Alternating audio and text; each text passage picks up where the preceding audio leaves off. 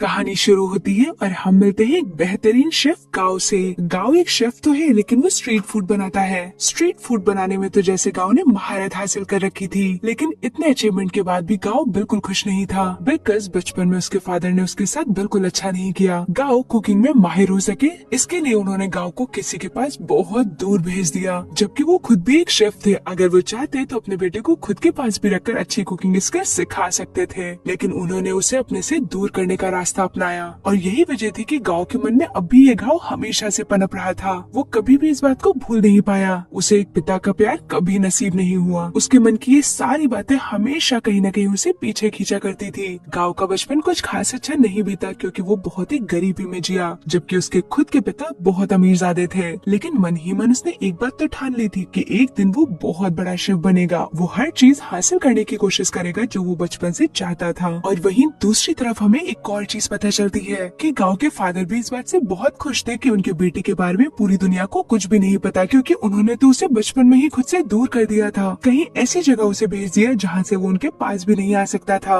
और वो अपनी पर्सनल और प्रोफेशनल लाइफ में बहुत खुश रहते थे, क्योंकि इतने बड़े शेफ होने के नाते उनके पास वो सब कुछ था जो वो चाहते थे। और अब यहीं से हम टर्न होते हैं मूवी के दूसरे पहलू की ओर, जहाँ पर हम एक और डैशिंग, हैंडसम और रॉयल से शेफ को देखते हैं, जिसका नाम पॉल है। पॉल एक बेहतरीन शेफ माना जाता है। पॉल ज्यादातर रॉयल फैमिलीज के लिए खाना बनाया करता है, लेकिन पॉल का एक बहुत बड़ा सपना है। दरअसल वो अपने फादर के लिए एक रेस्टोरेंट खोलना चाहता है, लेकिन एक प्रॉब्लम है, क्योंकि इस वक्त उसके पास बहुत सारे ऑफर्स आए हुए हैं। फिर भी पॉल एक पल के लिए भी किसी चीज के बारे में नहीं सोचता। उसे याद है तो सिर्फ अपने फादर का सपना। वो सारे ऑफर्स को ठुकराकर वापस अपनी कंट्री आ जाता है। अब सबसे पहले वो स्ट्रीट्स में घूमता है ताकि वो अच्छी अच्छी चीजों का मुआयना कर सके। तभी सामने उसे एक फिश सैलेड दिखाई देता है। वो जल्दी से उसके पास जाता है और उसे कहता है, मुझे एक बड़ी सी फिश चाहिए। एक पल के लिए वो सेलर उसे ध्यान से देखता है और फिर इमीडिएटली उसे ना कह देता है। वो उससे कहता है, इस वक्त हमारे पास कोई बड़ी मछली नहीं है। और तुरंत ही वहीं पर एंट्री होती है गाँव की। गाँव भी फिश सेलर से सेम फिश मांगता है। अब वो सेलर गाँव को आराम से वही फिश दे देता है। ये देखते ही पॉल को बहुत गुस्सा आता है। पॉल पलट कर उसके पास आता है और उससे गुस्से से देखने लगता है। फिश वाला ये मंजर देखकर डर जाता है, इसलिए वो तुरंत ही फिश के 2 टुकड़े कर देता है ताकि दोनों के बीच में कोई झगड़े ना हो। पॉल गुस्से से अपने हाफ फिश को लेकर वापस आ जाता है। अब हमें दिखाया जाता है एक ब्यूटीफुल सा रेस्टोरेंट, जो कि दिखने में बहुत ज्यादा खूबसूरत है। दरअसल ये रेस्टोरेंट किसी और का नहीं बल्कि खुद पॉल का है। दरअसल पॉल आज इसी रेस्टोरेंट की ओपनिंग करने वाला है। इधर पॉल जल्दी जल्दी अपनी तैयारियों में लगा है, वहीं दूसरी तरफ सामने खड़ा गाँव बहुत ही गुस्से में है। दरअसल पॉल का रेस्टोरेंट गाँव के ढाबे के ठीक सामने खुल रहा है। गाँव का ढाबा दिखने में बिल्कुल नॉर्मल सा था, वहीं पॉल का रेस्टोरेंट बहुत ही शानदार। गाओ और उसके फ्रेंड्स को ये डर लग रहा था कि कहीं ये रेस्टोरेंट खुलने की वजह से उनका धंधा चौपट ना हो जाए। और जिस तरह का मंजर सामने नजर आ रहा था बिल्कुल ऐसे ही होने वाला था, क्योंकि गाँव के सारे कस्टमर्स उसके ढाबे पर ना आकर बल्कि पॉल के रेस्टोरेंट की तरफ बढ़ते जा रहे थे। कहीं न कहीं गाँव का डर सच साबित हो रहा था। तभी उसके दोस्तों को एक आइडिया आता है, सारे कस्टमर्स रेस्टोरेंट में न जाए, इसके लिए इन लोगों ने डिस्काउंट ऑफर कर दिया। डिस्काउंट का अनाउंसमेंट होते ही सारे कस्टमर्स लौटकर गाँव के ढाबे पर आने लगे।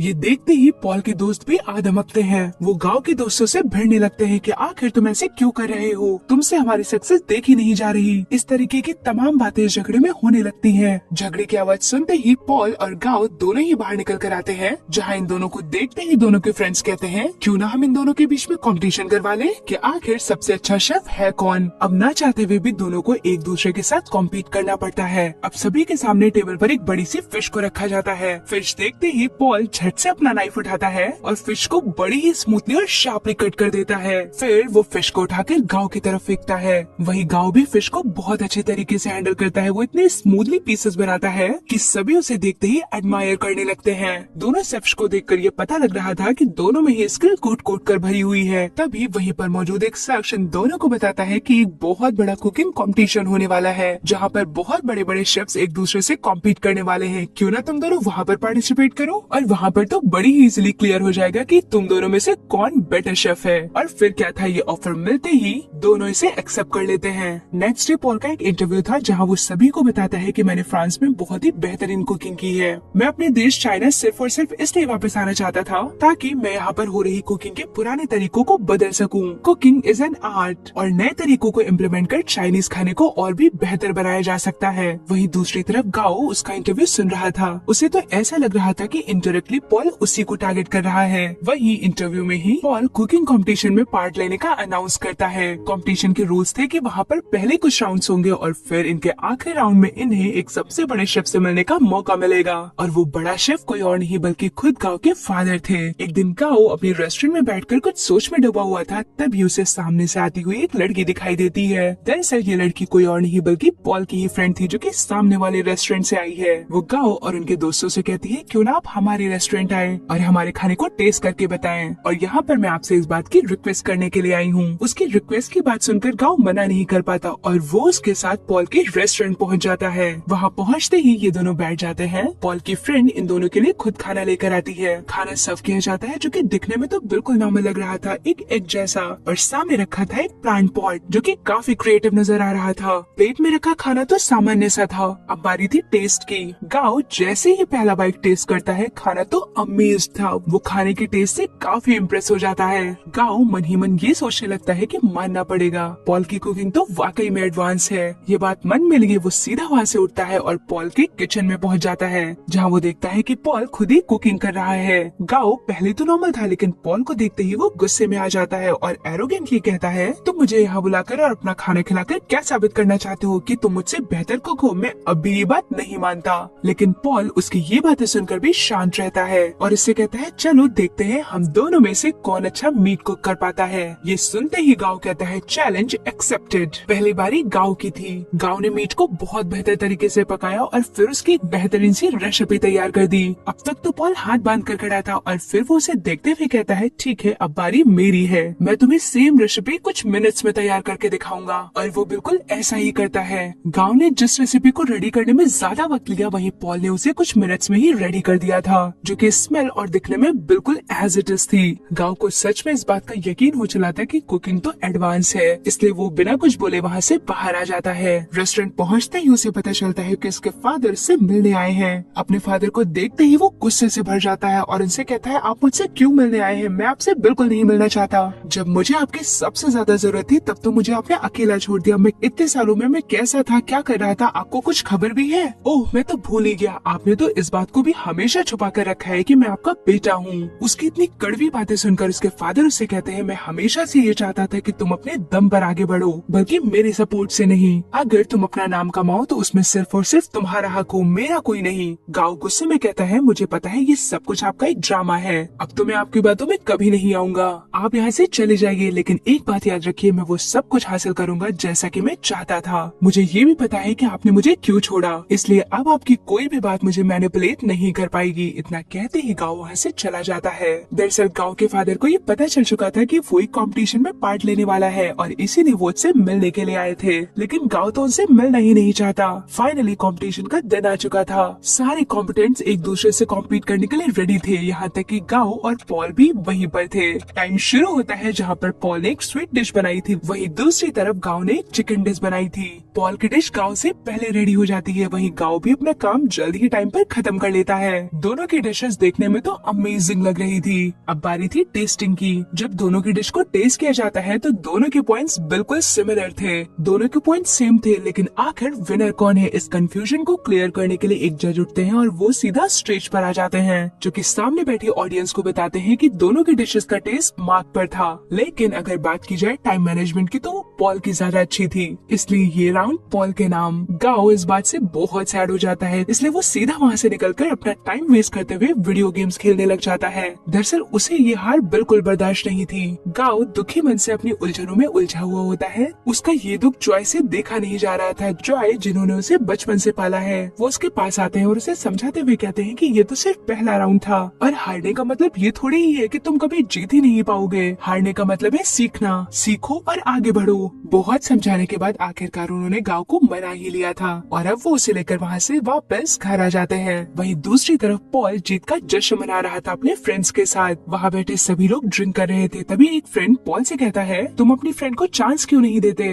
कि वो तुम्हारे रेस्टोरेंट को इंटरनेशनली रिप्रेजेंट कर पाए। आखिरकार वो तुम्हारे साथ इतने सालों से है, तुम्हें एक मौका तो देना ही चाहिए। जवाब में पॉल कहता है अरे यार उसे तो ठीक से खाना भी नहीं बनाना आता, मैं आखिर उसे इतना बड़ा मौका कैसे दे सकता हूँ। सामने बैठे पॉल के फ्रेंड्स उसकी बातों का लगातार विरोध करते जा रहे थे। पॉल को धीरे धीरे समझ आ रहा था कि आखिर उसके साथ क्या हो रहा है। तभी पॉल की वही दोस्त आती है जिसके बारे में बातें हो रही है। वो 2 सूप के कप लेकर आती है और पॉल से कहती है तुम टेस्ट करो और बताओ कि किस में नमक ज्यादा है। ये सुनते ही पॉल घबराने लगता है। नो डाउट कि पॉल एक बहुत अच्छा शेफ है, लेकिन उसके बावजूद भी उसमें टेस्ट की एबिलिटी थोड़ी सी कम है। और ये बात कहीं न कहीं सीक्रेट थी, ये सिर्फ और सिर्फ उसके दोस्तों को पता थी। वो उस पर गुस्सा करते हुए कहती है मैं सुन रही थी जो तुम कह रहे थे, तुम्हें क्या लगता है मैं तुम्हें पसंद करती हूँ इसलिए तुम्हारे साथ हूँ? ऐसा बिल्कुल नहीं है, मैं तो तुम्हें मोहरा बनाकर सिर्फ और सिर्फ इंटरनेशनली खुद को रिप्रेजेंट करना चाहती थी। तभी वो उसे शॉक देते हुए कहती है मैं तुमसे नहीं बल्कि मैं तुम्हारे ही दोस्त को पसंद करती हूँ और हम दोनों काफी समय से एक रिलेशनशिप में हैं।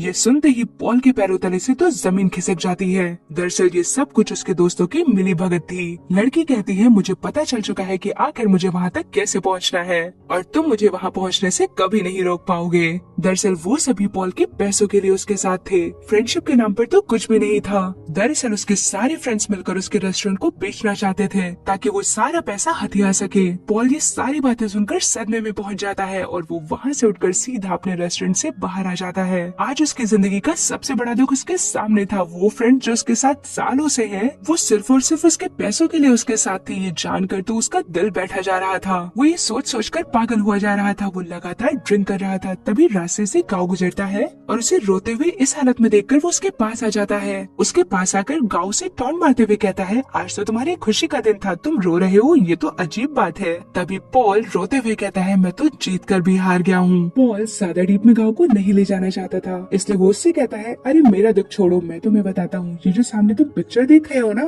ये मेरे आइडियल है। दरअसल वो पिक्चर किसी और की नहीं बल्कि गाँव के फादर की थी। पॉल की ये बातें सुनकर गाँव हंसने लगता है और पॉल से कहता है तुम्हें पता है ये मेरे फादर है। तुम्हें तो ऐसा लग रहा होगा ये कितने अच्छे इंसान है, इतने बड़े शेफ है, लेकिन एक बात सच सच बताऊं, ये बहुत ही बुरे इंसान है। और वो सब कुछ बताता है जो उन्होंने उसके साथ बचपन में किया। पॉल को एक पल के लिए ये सब कुछ मजाक लग रहा था। वो गाँव की तरफ देखते हुए कहता है बड़ा अच्छा मजाक है। अरे मजाक नहीं, ये बिल्कुल सच है, ये सचमुच मेरे फादर है। गाँव कहता है इन्होंने बचपन में मुझे बिल्कुल अकेला छोड़ दिया क्योंकि मैं इनके प्रोफेशन में अच्छे से फिट नहीं हो पा रहा था और ये तो इन्होंने बचपन में ही डिसाइड कर लिया कि मैं क्या कर सकता हूँ और क्या नहीं, इसलिए इन्होंने मुझे मरने के लिए यहाँ बिल्कुल अकेला छोड़ दिया। पॉल को गाँव की आंखों में बिल्कुल सच्चाई नजर आ रही थी। वो जान चुका था कि गाँव जो भी कह रहा है वो बिल्कुल सच है। तभी पॉल कहता है आज हम दोनों का दुख चरम सीमा पर है तो क्यों न कुछ मजे किए जाए। तो गाँव कहता है ठीक है, इन खाली बोतलों को फेंका जाए। अब दोनों बॉटल्स को उठाते हैं और पूरी ताकत लगाकर दूर दूर तक फेंकने लगते हैं। फाइनली ये दोनों अपने मन को हल्का करके अपने अपने रास्ते लौट जाते हैं। पॉल जैसे ही रेस्टोरेंट पहुंचता है तब तक सुबह हो चुकी थी। पॉल देखता है कि उसके फ्रेंड्स उसके रेस्टोरेंट का सौदा कर रहे हैं। ये देखते ही पॉल इमीडिएटली गुस्से में आ जाता है। वो अपने दोस्तों को रोकते हुए कहता है कि मेरी इजाजत के बगैर आखिर तुम ऐसा कर भी कैसे सकते हो, तुम्हारी हिम्मत कैसे हुई। उसकी ये बातें सुनकर उसका एक दोस्त उसे टीज करते हुए कहता है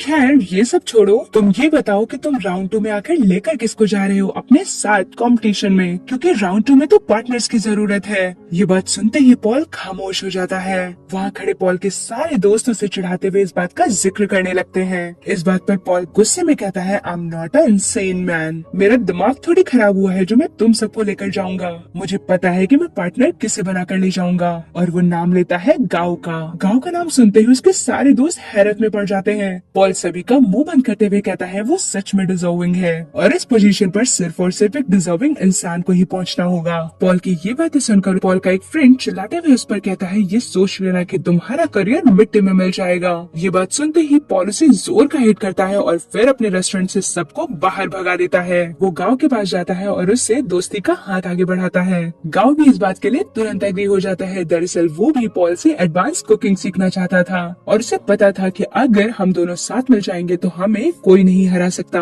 अब बिना समय गंवाए दोनों कंपटीशन की प्रिपरेशन में लग जाते हैं। पॉल गाँव से कहता है मैं तुम्हें अपने एडवांस तरीके सिखाऊंगा। तभी गाँव कहता है तुम बिल्कुल परेशान मत होना दोस्त, मैं तुम्हारा टेस्ट बड वापस लाने की कोशिश करूंगा। अब रोजाना दोनों एक साथ मिलकर बहुत सारी मस्ती किया करते। कुकिंग के साथ साथ वो एक साथ डांस करते, गाना गाते। वो अपने लाइफ के सारे दुख दर्द को भुलाकर अपनी खुशियों की तरफ मूव ऑन कर रहे थे। लगातार दोनों की फ्रेंडशिप गहरी होती जा रही थी और ये दोस्ती देखने में बहुत ही ज्यादा ब्यूटीफुल नजर आ रही थी। तो फाइनली देखते ही देखते कंपटीशन का दिन भी आ चुका था। दोनों साथ मिलकर बहुत ही बेहतरीन स्वीट डिश तैयार करते हैं और जब जजेस इनकी डिश को टेस्ट करते हैं तो वो शॉक में चले जाते हैं क्योंकि इससे पहले उन्होंने इतनी डिलीशियस डिश कभी नहीं खाई थी। दरअसल एक ने पुराने तड़के लगाए तो दूसरे ने एडवांस कुकिंग की और दोनों का टेस्ट मिलाकर इनहेंस हो चुका था। तो फिर क्या था, इतनी बेहतरीन कुकिंग करने के बाद आखिरकार इन्होंने इस राउंड को भी अपने नाम कर लिया। वहीं दूसरी तरफ पॉल की फ्रेंड ये सब कुछ बड़े ही दुखी मन से देख रही थी। वो इन दोनों की फ्रेंडशिप से बहुत ज्यादा जेलस हो रही थी।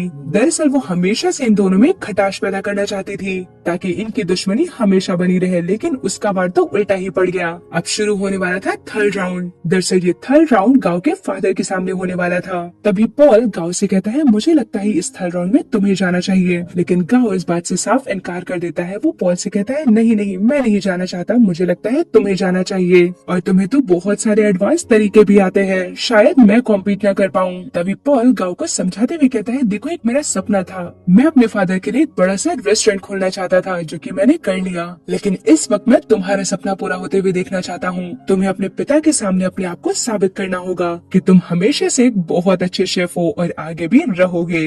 गांव को पॉल की बातों में सच्चाई नजर आती है, इसलिए वो हामी भर देता है और यहाँ तक पहुँचाने के लिए उसे थैंक यू भी कहता है। देखते ही देखते कॉम्पिटिशन शुरू हो चुका था जहाँ पर गांव के फादर यानी कि मास्टर शेफ अपनी डिश तैयार कर रहे थे, लेकिन गांव किसी और ही सोच में डूबा हुआ था। दरअसल वो अपने बचपन की यादों में उलझा हुआ था कि उसके फादर कैसे उसे वहाँ पर अकेला छोड़कर चले गए। उसके पिता के साथ न रहने की वजह से बहुत सारे बच्चे उसे बुली भी किया करते थे। वो इन्हीं ख्यालों में उलझा हुआ था कि तभी उसके पिता उसके सामने आते हैं और उसके मुंह पर एक जोर का पानी का छींटा मारते हैं और उससे गुस्से में कहते हैं, तुम्हें अपना काम करना चाहिए। अब गांव भी अपनी डिश तैयार करने में लग जाता है। वहीं मास्टर शेफ की बनाई हुई डिश तो अमेजिंग लग रही थी, दिखने में भी और टेस्ट में भी। गांव की डिश तैयार हो चुकी थी। उसने तो बस एक सिंपल से नूडल्स बनाए थे। वो नूडल्स को लेकर सीधा अपने फादर के हाथों में रख देता है। दरअसल उसके फादर ने उसे इसी बात के लिए घर से निकाला था कि वो तो एक सिंपल सा नूडल्स नहीं बना सकता, और आज उसने वहाँ पर सबसे बेहतरीन नूडल्स बनाए थे। जैसे उसके फादर नूडल्स को टेस्ट करना शुरू करते हैं, वो तो बार बार नूडल्स को खाते ही जा रहे थे, रुक ही नहीं रहे थे।